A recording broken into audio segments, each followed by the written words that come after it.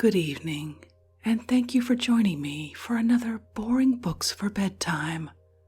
I hope tonight's selection provides all the boredom your busy brain needs to quiet down and let you get some sleep. So find a comfortable spot, adjust your volume, take a nice deep breath in, let it out slowly, and off we go. Before we begin, I'd like to give a special shout out of thanks to two new members of our Patreon family, Nikki and Lewis. Thank you both so much for supporting this podcast. Your help makes it possible to keep producing new episodes week after week and keep them ad-free for everyone, and it's very much appreciated. If you are interested in learning about the perks available to subscribers on Patreon, or in giving us a one-time tip with no subscription required, you'll find links to ways to support our podcast in the show description. Now, let's get to the reading. Tonight, we're continuing to dip back into a few favorites, and this one always surprises me in how many people ask for more. Farm Engines and How to Run Them, The Young Engineer's Guide. A simple, practical handbook for experts as well as for amateurs, fully describing every part of an engine and boiler, giving full directions for the safe and economical management of both. Also, several hundred questions and answers, often given in examinations for an engineer's license, and chapters on farm engine economy, with special attention to traction and gasoline farm engines, and a chapter on the science of successful threshing, by James H. Stevenson and other expert engineers, with numerous illustrations showing the different parts of a boiler and engine, and nearly every make of traction engine, with a brief description of the distinctive points in each make. Copyright 1903 by Frederick J. Drake & Co., Chicago, Illinois. Let's pick up where we left off. Chapter 4. How to Manage a Traction Engine Boiler. We will suppose that the young engineer fully understands all parts of the boiler and engine, as explained in the preceding chapters. It is well to run over the questions several times to make sure that every point has been fully covered and is well understood. We will suppose that you have an engine in good running order. If you have a new engine and it starts off nice and easy, the lone engine without load, with 20 pounds steam pressure in the boiler, you may make up your mind that you have a good engine to handle, and one that will give you but little trouble. But if it requires 50 or 60 pounds to start it, you want to keep your eyes open, for something is tight. But don't begin taking the engine to pieces, for you might get more pieces than you know what to do with. Oil every bearing fully, and then start your engine and let it run for a while. Then notice whether you find anything getting warm. If you do, stop and loosen up a very little and start again. If the heating still continues, loosen again as before. But remember, loosen but little at a time, for a box or journal will heat from being too loose as quickly as from being too tight. And if you have found a warm box, don't let that box take all your attention, but keep your eye on the other bearings. In the case of a new engine, the cylinder rings may be a little tight, and so more steam pressure will be required to start the engine. But this is no fault, for in a day or two they will be working all right if kept well oiled. In starting a new engine, trouble sometimes comes from the presence of a coal cinder in some of the boxes, which has worked in during shipment. Before starting a new engine, the boxes and oil holes should therefore be thoroughly cleaned out. For this purpose, the engineer should always have some cotton waste or an oiled rag ready for constant use. A new engine should be run slowly and carefully until it is found to be in perfect running order. If you are beginning on an old engine in good running order, the above instructions will not be needed, but it is well to take note of them.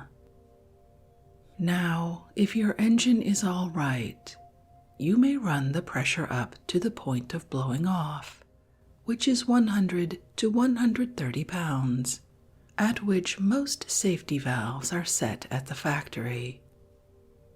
It is not uncommon for a new pop to stick, and as the steam runs up, it is well to try it by pulling the relief lever. If on letting it go, it stops the escaping steam at once, it is all right. If, however, the steam continues to escape, the valve sticks in the chamber. Usually, a slight tap with a wrench or hammer will stop it at once, but don't get excited if the steam continues to escape. As long as you have plenty of water in the boiler and know that you have it, you are all right. Starting up a boiler. Almost the only danger from explosion of a boiler is from not having sufficient water in the boiler. The boiler is filled in the first place, as has already been explained, by hand through a funnel at the filler plug or by a force pump.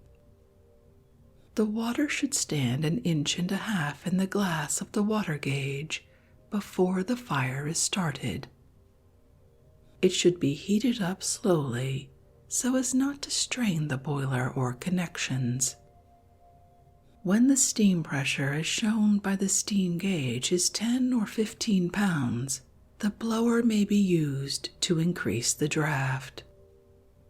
If you let the water get above the top of the glass, you are liable to knock out a cylinder head, and if you let the water get below the bottom of the glass, you are likely to explode your boiler. The glass gauge is not to be depended upon, however, for a number of things may happen to interfere with its working. Someone may inadvertently turn off the gauge cocks, and though the water stands at the proper height in the glass, the water in the boiler will be very different. A properly made boiler is supplied with 2 to 4 tri-cocks, one below the proper water line and one above it. If there are more than 2, they will be distributed at suitable points between. When the boiler is under pressure, turn on the lower tri-cock and you should get water. You will know it because it will appear as white mist. Then try the upper tri-cock, and you will get steam, which will appear blue. Never fail to use the tri-cocks frequently. This is necessary not only because you never know when the glass is deceiving you, but if you fail to use them, they will get stopped up with lime or mud, and when you need to use them, they will not work. In order also to keep the water gauge in proper condition, it should be frequently blown out in the following manner. Shut off the top gauge cock and open the drain cock at the bottom of the gauge. This allows the water and steam to blow through the lower cock of the water gauge, and you know that it is open. Any lime or mud that has begun to accumulate will also be carried off. after allowing the steam to escape a few seconds, shut off the lower gauge cock and open the upper one, and allow it to blow off about the same amount of time. Then shut the drain cock and open both gauge cocks, when you will see the water seek its level, and you can feel assured that it is reliable and in good working condition. This little operation you should perform every day you run your engine. If you do, you will not think you have sufficient water in the boiler, but will know. The engineer who always knows he has water in the boiler will not be likely to have an explosion. Especially should you never start your fire in the morning simply because you see water in the gauge. You should know that there is water in the boiler. Now, if your pump and boiler are in good working condition, and you leave the globe valve in the supply pipe to the pump open with the hose in the tank, you will probably come to your engine in the morning and find the boiler nearly full of water, and you will think someone has been tampering with the engine. The truth is, however, that as the steam condensed, a vacuum was formed, and the water flowed in on account of atmospheric pressure, just as it flows into a suction pump when the plunger rises and creates a vacuum in the pump. Check valves are arranged to prevent anything passing out of the boiler, but there is nothing to prevent water passing in. The only other cause of an explosion, beside poor material in the manufacture of the boiler, is too high a steam pressure due to a defective safety valve or imperfect steam gauge. The steam gauge is likely to get out of order in a number of ways, and so is the safety valve. To make sure that both are all right, the one should frequently be tested by the other. The lever of the safety valve should frequently be tried from time to make sure the valve opens and closes easily, and whenever the safety valve blows off, the steam gauge should be noted to see if it indicates the pressure at which the safety has been set. When your engine is all right, let it alone. Some engineers are always loosening a nut here, tightening up a box there, adjusting this, altering that. When an engine is all right, they keep at it till it is all wrong. As a result, they are in trouble most of the time. When an engine is running all right, let it alone. Don't think you are not earning your salary because you are merely sitting still and looking on. If you must be at work, keep at it with an oily rag, cleaning and polishing up. That is the way to find out if anything is really the matter. As the practiced hand of the skilled engineer goes over an engine, his ears wide open for any peculiarity of sound, anything that is not as it should be will make itself decidedly apparent. On the other hand, an engineer who does not keep his engine clean and bright by constantly passing his hand over it with an oily rag is certain to overlook something which perhaps in the end will cost the owner a good many dollars to put right. Says an old engineer we know, "When I see an engineer watching his engine closely while running, I am most certain to see another commendable feature in a good engineer, and that is, when he stops his engine, he will pick up a greasy rag and go over his engine carefully, wiping every working part, watching or looking carefully at every point that he touches. If a nut is working loose, he finds it. If a bearing is hot, he finds it. If any part of his engine has been cutting, he finds it.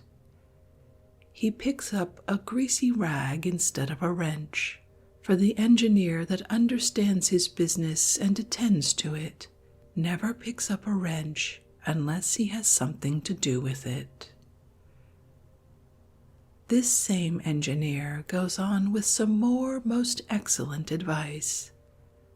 Says he, "Now, if your engine runs irregularly, that is, if it runs up to a higher speed than you want and then runs down, you are likely to say at once, 'Oh, I know what the trouble is. It is the governor.'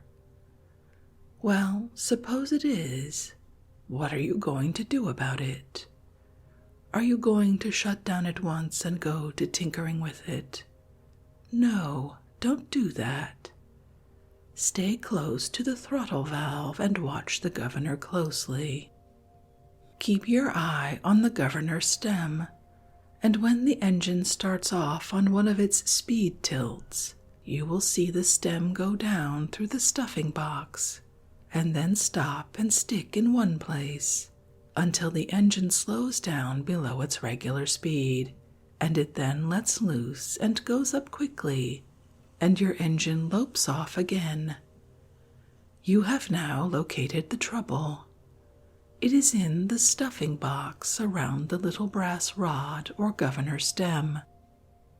The packing has become dry, and by loosening it up and applying oil, you may remedy the trouble until such time as you can repack it with fresh packing. Candlewick is as good for this purpose as anything you can use. But if the governor does not act as I have described, and the stem seems to be perfectly free and easy in the box, and the governor still acts queerly, starting off and running fast for a few seconds, and then suddenly concluding to take it easy, and away goes the engine again, see if the governor belt is all right. And if it is, it would be well for you to stop and see if a wheel is not loose. It might be either the little belt wheel or one of the little cog wheels.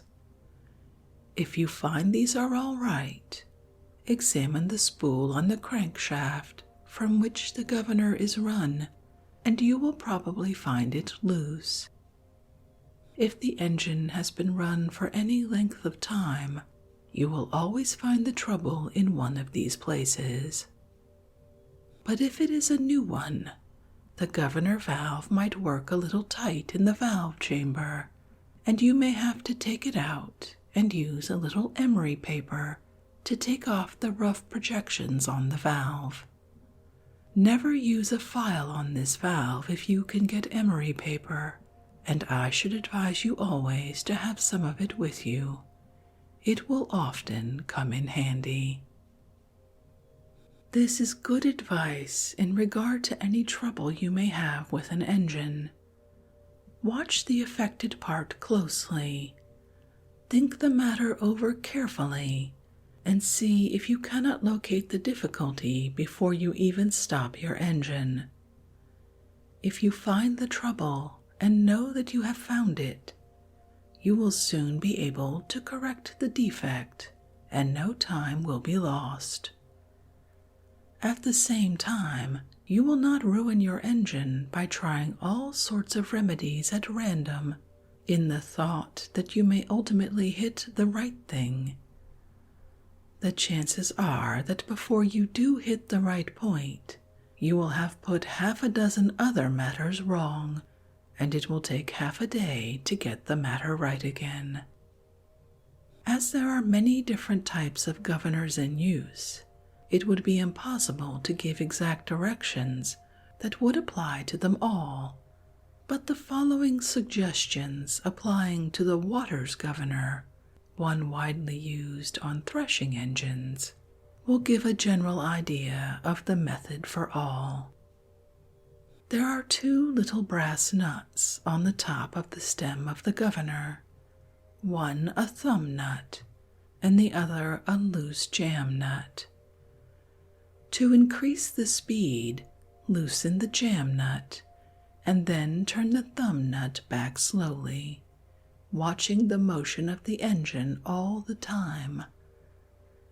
When the required speed has been obtained, then tighten up as snug as you can with your fingers, not using a wrench. To decrease the speed, loosen the jam nut as before, running it up a few turns, and then turn down the thumb nut till the speed meets your requirements, when the thumb nut is made fast as before. In any case, be very careful not to press down on the stem when turning the thumb nut, as this will make the engine run a little slower than will be the case when your hand has been removed. If your engine does not start with an open throttle, look to see if the governor stem has not been screwed down tight. This is usually the case with a new engine, which has been screwed down for safety in transportation. Water for the boiler. There is nothing that needs such constant watching and is likely to cause so much trouble if it is not cared for as the supply of water. Hard well water will coat the inside of the boiler with lime and soon reduce its steaming power in a serious degree, to say nothing of stopping up pipes, cocks, etc. At the same time, rainwater that is perfectly pure theoretically will be found to have a little acid or alkali in it that will eat through the iron or steel and do equal damage. However, an engineer must use what water he can. He cannot have it made to order for him, but he must take it from well, from brook or cistern, or roadside ditch as circumstances may require. The problem for the engineer is not to get the best water, but to make the best use of whatever water he can get. Always, of course, choosing the best and purest when there is such a thing as choosing. In the first place, all supply pipes in water that is muddy or likely to have sticks, leaves, or the like in it should be furnished with strainers. If sticks or leaves get into the valve, the expense in time and worry to get them out will be 10 times the cost of a strainer. If the water is rainwater and the boiler is a new one, it would be well to put in a little lime to give the iron a slight coating that will protect it from any acid or alkali corrosion. If the water is hard, some compound or sal ammonia should be used. No specific directions can be given, since water is made hard by having different substances dissolved in it, and the right compound or chemical is that which is adapted to the particular substance you are to counteract. An old engineer says his advice is to use no compound at all, but to put a hatful of potatoes in the boiler every morning. Occasionally using rainwater for a day or two previous to cleaning is one of the best things in the world to remove and throw down all scale. It beats compounds at every point. It is nature's remedy for the bad effects of hard water. The important thing, however, is to clean the boiler thoroughly and often. In no case should the lime be allowed to bake on the iron. If it gets thick, the iron or steel is sure to burn, and the lime to bake so hard it will be almost impossible to get it off. But if the boiler is cleaned often, such a thing will not happen. Mud or sediment can be blown off by opening the valve from the mud drum or the firebox at the bottom of the boiler when the pressure is not over 15 or 20 pounds, and at this pressure much of the lime distributed about the boiler may be blown off. But this is not enough.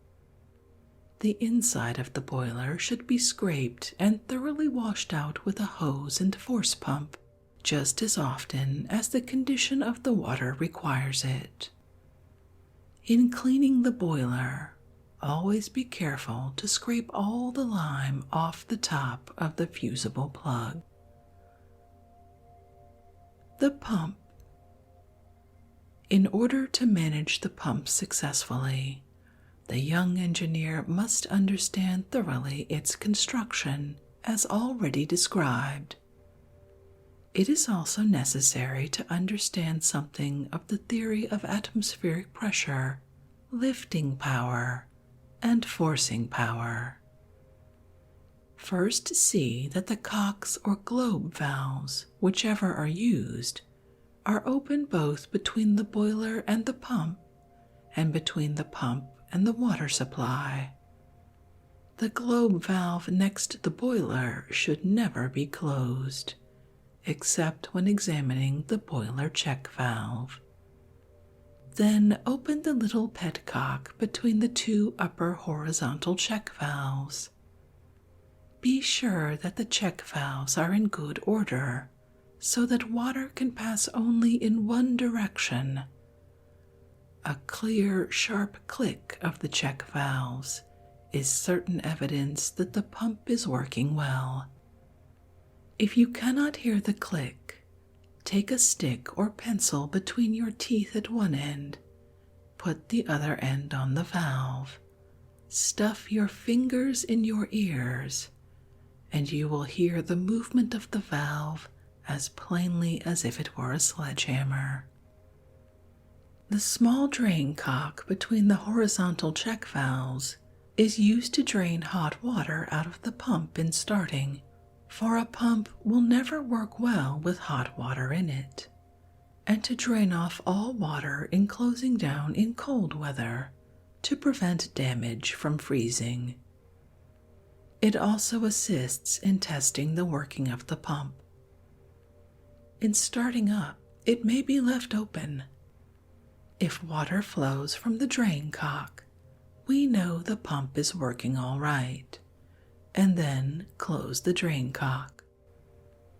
If you are at any time in doubt as to whether water is going into the boiler properly, you may open this drain cock and see if cold water flows freely. If it does, everything is working as it should. If hot water appears, you may know something is wrong.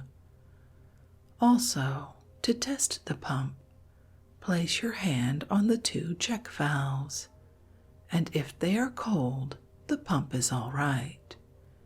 If they are hot, something is wrong, since the heat must come from the boiler, and no hot water or steam should ever be allowed to pass from the boiler back to the pump.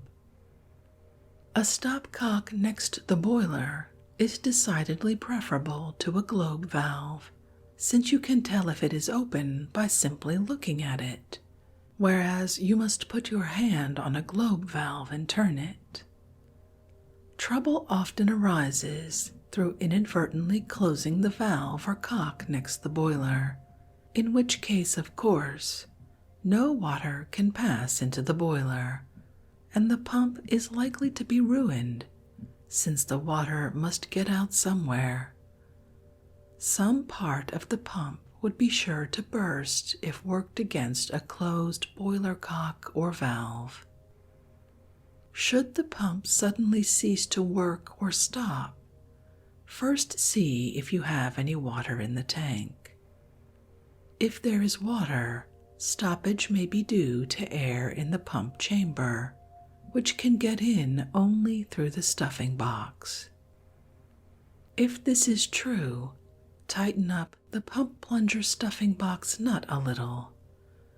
If now the pump starts off well, you have found the difficulty, but at the first opportunity you ought to repack the stuffing box.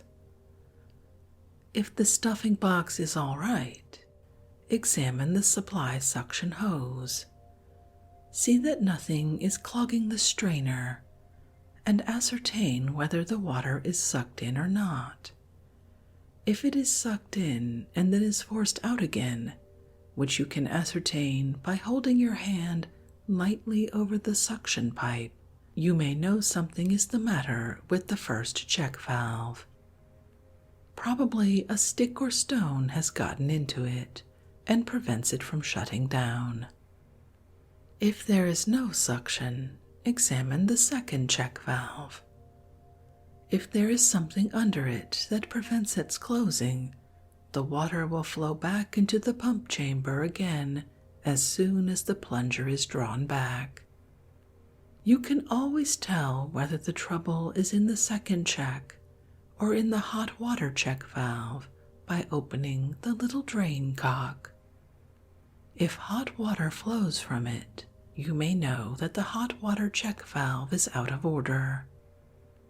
If only cold water flows, you may be pretty sure the hot water check is all right.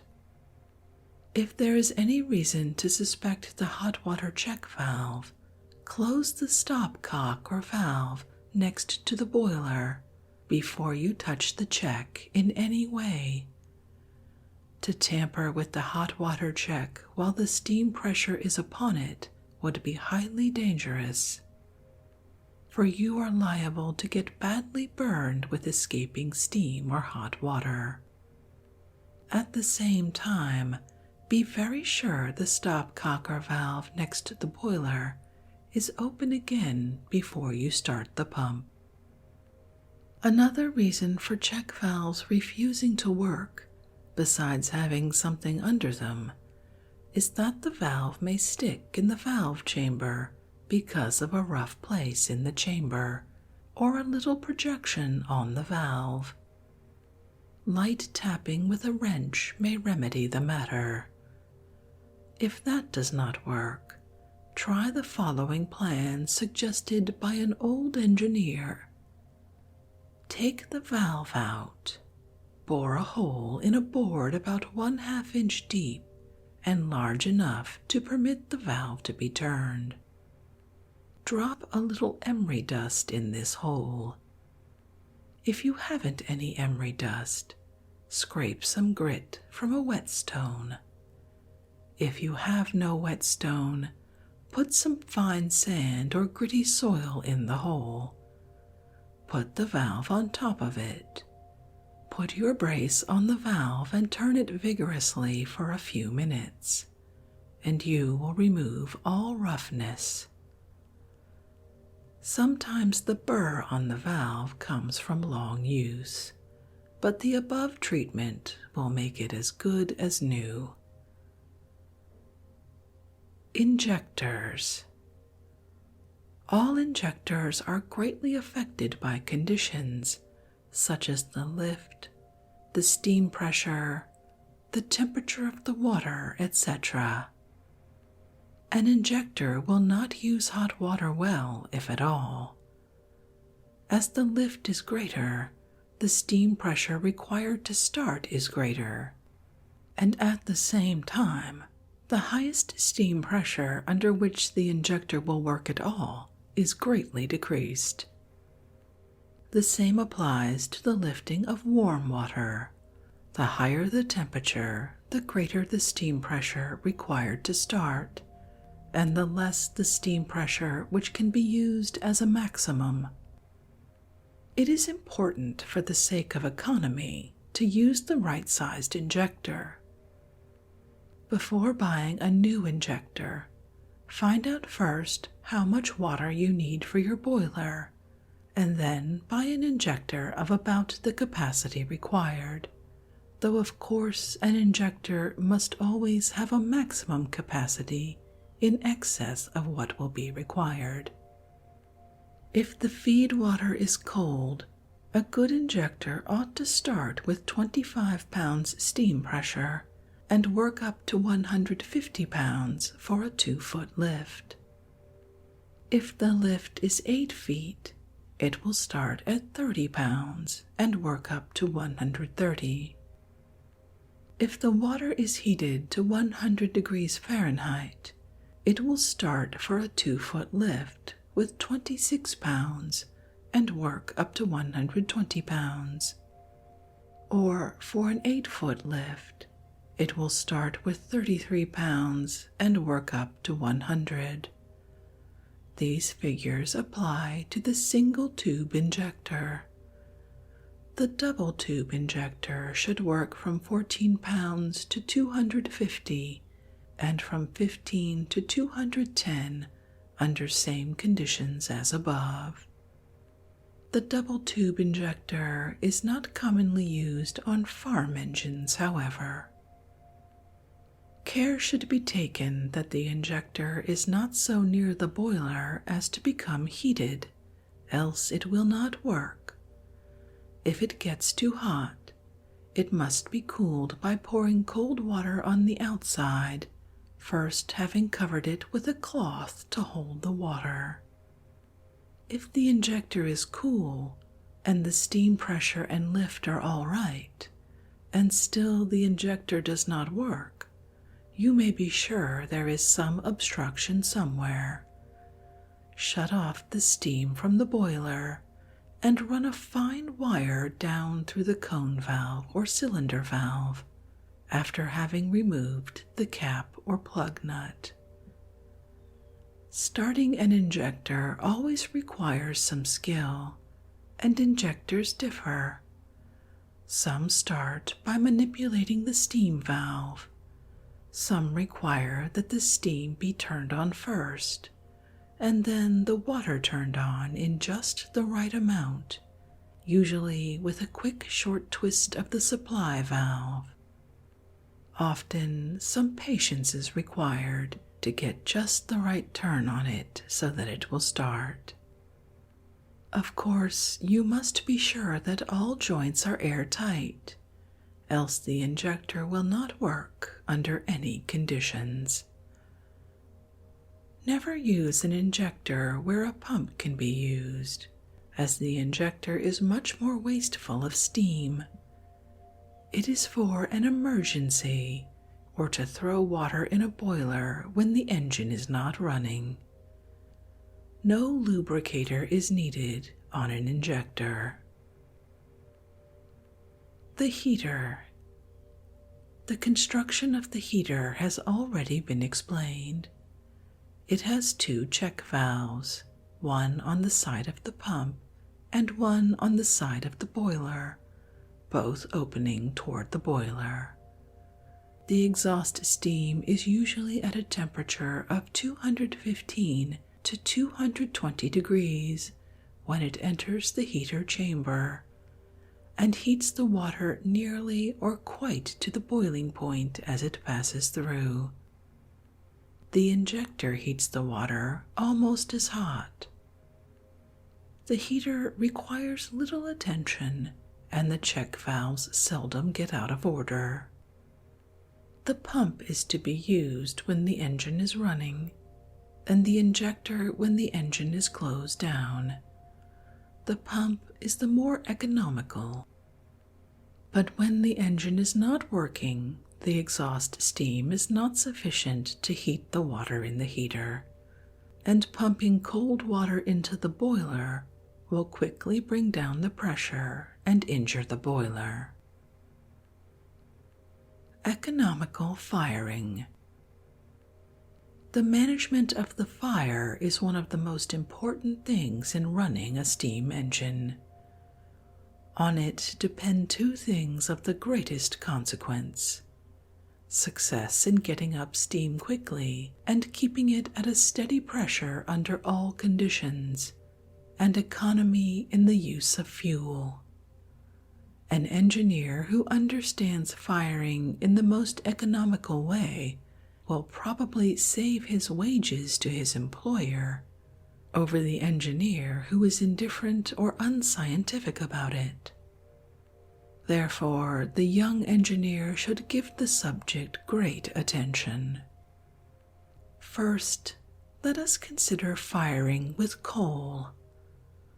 All expert engineers advise a thin fire. This means that you should have a thin bed of coals, say about 4 inches thick, all over the grate. There should be no holes or dead places in this, for if there are any, cold air will short-circuit into the fire flues and cool off the boiler. The best way of firing is to spread the coal on with a small hand shovel, a very little at a time, scattering it well over the fire. Another way, recommended by some, is to have a small pile of fresh fuel at the front of the grate, pushing it back over the grate when it is well lighted. To manage this well will require some practice and skill, and for a beginner we recommend scattering small shovelsful all over the fire. All lump coal should be broken to a uniform size. No piece larger than a man's fist should be put in a firebox. Seldom use the poker above the fire, for nothing has such a tendency to put out a coal fire as stirring it with a poker above, and when there is a good glow all over the grate below, the poker is not needed below.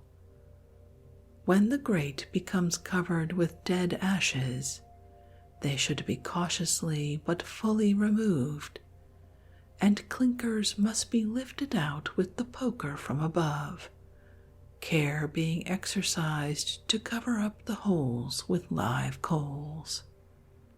Hard coal, if used, should be dampened before being put on the fire.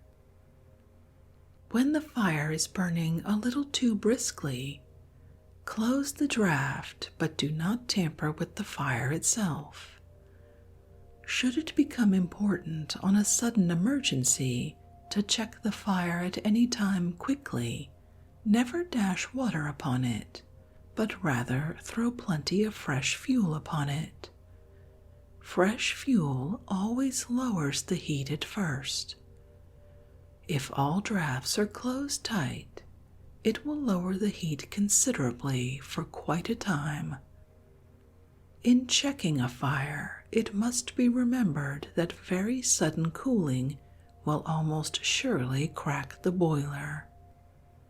If there is danger of an explosion, it may be necessary to draw the fire out entirely, but under no circumstances should cold water be thrown on.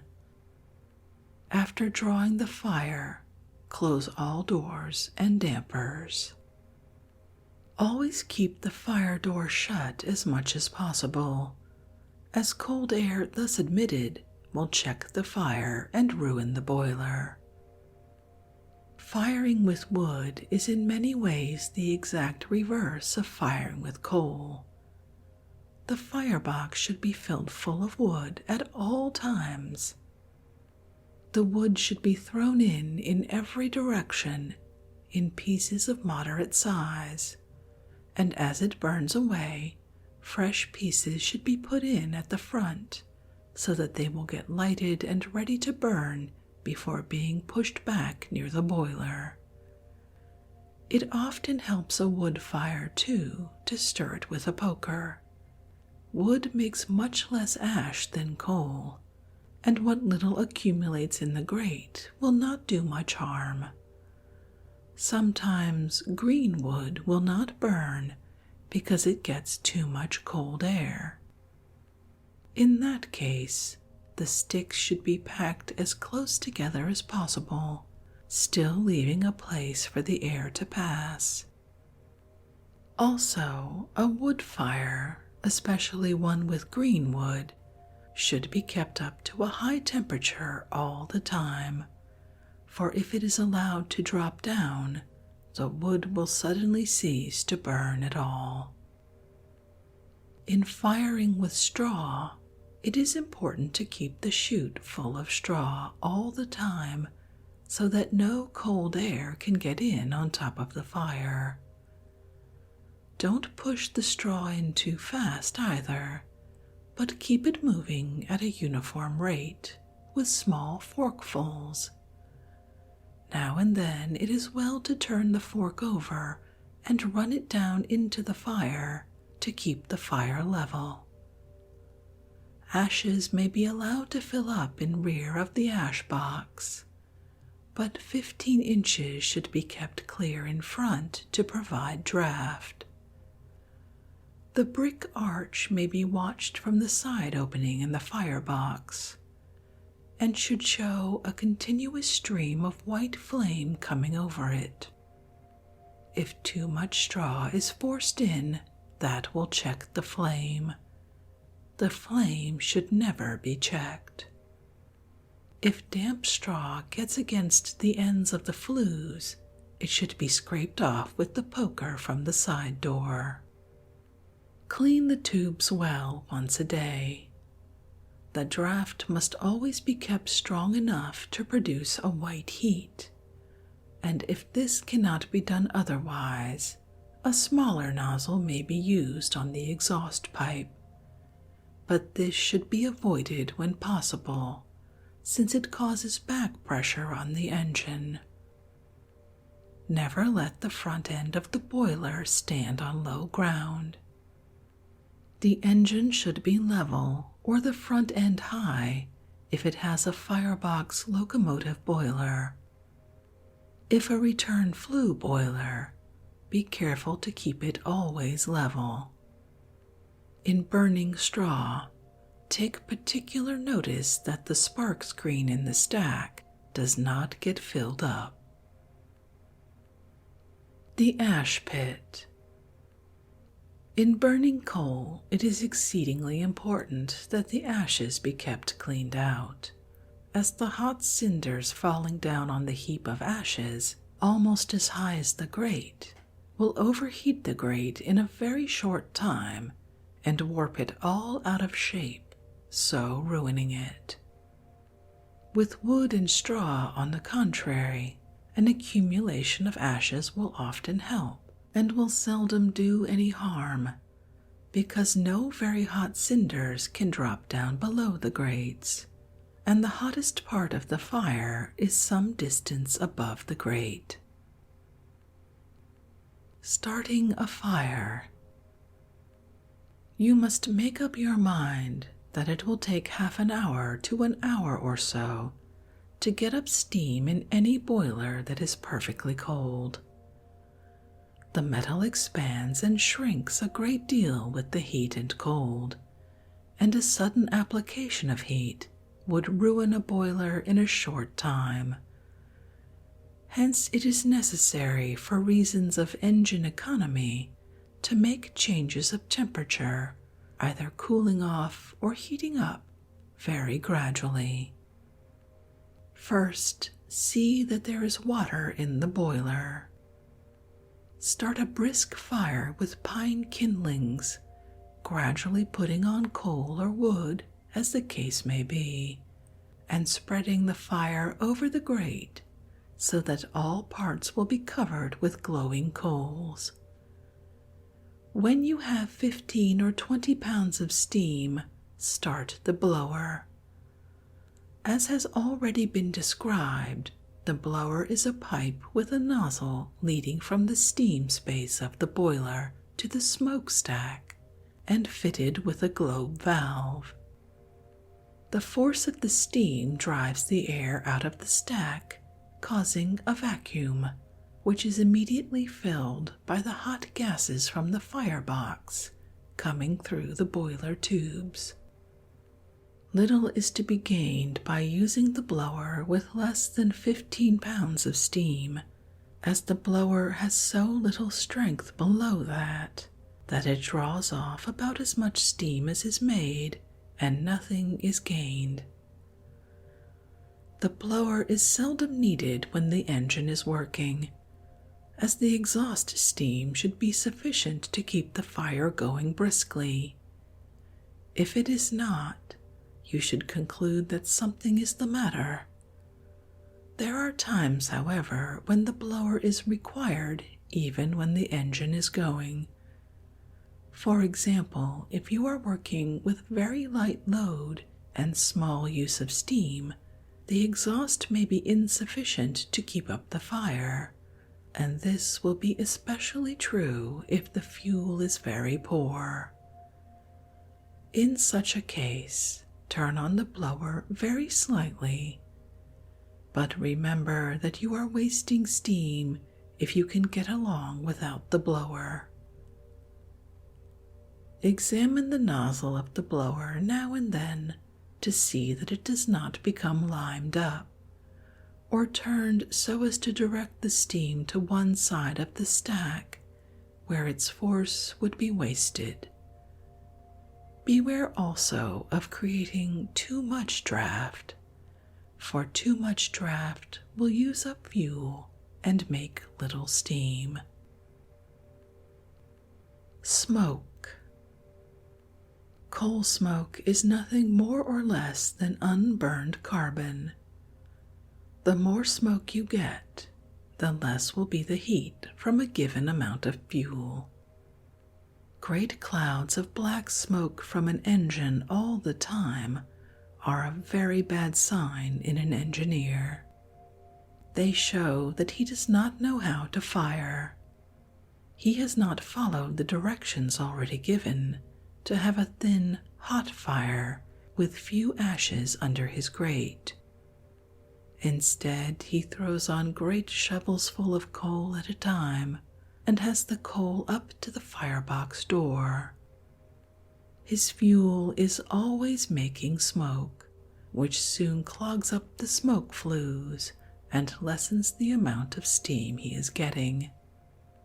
If he had kept his fire very thin but very hot, throwing on a small hand shovel of coal at a time, seldom poking his fire except to lift out clinkers or clean away dead ashes under the grate, and keeping his ash pit free from ashes, there would be only a little puff of black smoke when the fresh coal went on, and then the smoke would quickly disappear, while the fire flues would burn clean and not get clogged up with soot. It is important, however, to keep the small fire flues especially well cleaned out with a good flue cleaner, for all accumulation of soot prevents the heat from passing through the steel, and so reduces the heating capacity of the boiler. Cleaning the tubes with a steam blower is never advisable, as it forms a paste on the tube that greatly impairs its commodity. Sparks. With coal, there is little danger of fires caused by sparks from the engine. What sparks there are heavy and dead, and will even fall on a pile of straw without setting it on fire. On a very windy day, however, when you are running your engine very hard, especially if it is of the direct locomotive boiler type, you want to be careful even with coal. With wood, it is very different, and likewise with straw. Wood and straw sparks are always dangerous, and an engine should never be run for threshing with wood or straw without using a spark arrestor. It sometimes happens that when coal is used, it will give out, and you will be asked to finish your job with wood. In such a case, it is the duty of an engineer to state fully and frankly the danger of firing with wood without a spark arrestor, and he should go on only when ordered to do so by the proprietor after he has been fully warned. In that case, all responsibility is shifted from the engineer to the owner. Leaky flues. One common cause of leaky flues is leaving the fire door open so that currents of cold air will rush in on the heated flues and cause them or some other parts of the boiler to contract too suddenly. The best boiler made may be ruined in time by allowing cold currents of air to strike the heated interior. Once or twice will not do it, but continually leaving the fire door open will certainly work mischief in the end. Of course, if flues in a new boiler leak, it is the fault of the boiler maker. The tubes were not large enough to fill the holes in the tube sheets properly. But if a boiler runs for a season or so, and then the flues begin to leak, the chances are that it is due to the carelessness of the engineer. It may be he has been making his fires too hot. It may be leaving the firebox door open. It may be running the boiler at too high a pressure. It may be blowing out the boiler when it is too hot, or blowing out the boiler when there is still some fire in the firebox. It may be due to lime encrusted on the inside of the tube sheets, causing them to overheat. Flues may be also made to leak by pumping cold water into the boiler when the water inside is too low, or pouring cold water into a hot boiler will do it. Some engineers blow out their boilers to clean them, and then being in a hurry to get to work, refill them while the metal is hot. The flues cannot stand this, since they are thinner than the shell of the boiler and cool much more quickly. Hence, they will contract much faster than the rest of the boiler, and something has to come loose. Once a flue starts to leaking, it is not likely to stop till it has been repaired, and one leaky flue will make others leak. Now, what shall you do with a leaky flue? To repair a leaky flue, you should have a flue expander and a caulking tool with a light hammer.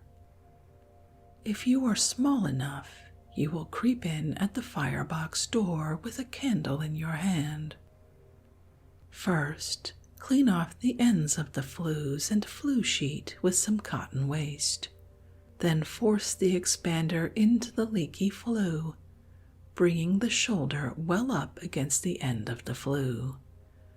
Then drive into the tapering pin. Be very careful not to drive it in too far, for if you expand the flue too much, you will strain the flue sheet and cause other flues to leak. You must use your judgment and proceed cautiously. It is better to make 2 or 3 trials than to spoil your boiler by bad work. The roller expander is preferable to the prosser in the hands of a novice. The tube should be expanded only enough to stop the leak. Farther expanding will only do injury. When you think the flue has been expanded enough, hit the pin a side blow to loosen it. Then turn the expander a quarter round and drive in the pin again. Loosen up and continue till you have turned the expander entirely around. Finally, remove the expander and use the caulking tool to bead the end. It is best, however, to expand all leaky flues before doing any beading. The beading is done by placing the guide or gauge inside the flue, and then pounding the ends of the flue down against the flue sheet with light blows. Be very careful not to bruise the flue sheet or flues, and use no heavy blows, nor even a heavy hammer. Go slowly and carefully around the end of each flue, and if you have done your work thoroughly and carefully, the flues will be all right. But you should test your boiler before steaming up to make sure that all the leaks are stopped, especially if there have been bad ones. There are various ways to testing a boiler. If waterworks are handy, connect the boiler with a hydrant and after filling the boiler, let it receive the hydrant pressure. Then examine the caulked flues carefully, and if you see any seeping of water, use your beater lightly till the water stops. In case no waterworks with good pressure are at hand, you can use a hydraulic pump or a good force pump. The amount of pressure required in testing a boiler should be that at which the safety valve is set to blow off, say 110 to 130 pounds. This will be sufficient. If you are in the field with no hydrant or force pump handy, you may test your boiler in this way. Take off the safety valve and fill the boiler full of water through the safety valve opening. Then screw the safety back in its place. You should be sure that every bit of space in the boiler is filled entirely full of water, with all openings tightly closed. Then get back in the boiler and have a bundle of straw burned under the firebox or under the waist of the boiler, so that at some point the water will be slightly heated. This will cause pressure. If your safety valve is in perfect order, you will know as soon as water begins to escape at the safety valve whether your flues are caulked tight enough or not. The water is heated only a few degrees, and the pressure is cold water pressure. In very cold weather, this method cannot be used, however, as water has no expansive force within 5 degrees of freezing. The above methods are not intended for testing the safety of a boiler, but only for testing for leaky flues. If you wish to have your boiler tested, it is better to get an expert to do it. And with that excellent advice, I think we'll end this evening's reading from Farm Engines and How to Run Them, The Young Engineer's Guide. I feel we learned a lot of very useful information this evening, and I hope you enjoyed that. If you'd like to read this work for yourself and study the test questions, as always, you'll find a link to a free ebook from Project Gutenberg in the show description. If you'd like to connect, suggest a boring book you'd like to hear read, or request more from a book you enjoyed, the best place to catch me is on Twitter at BoringBooksPod, or send me an email via our website, www.boringbookspod.com. I always love hearing from you.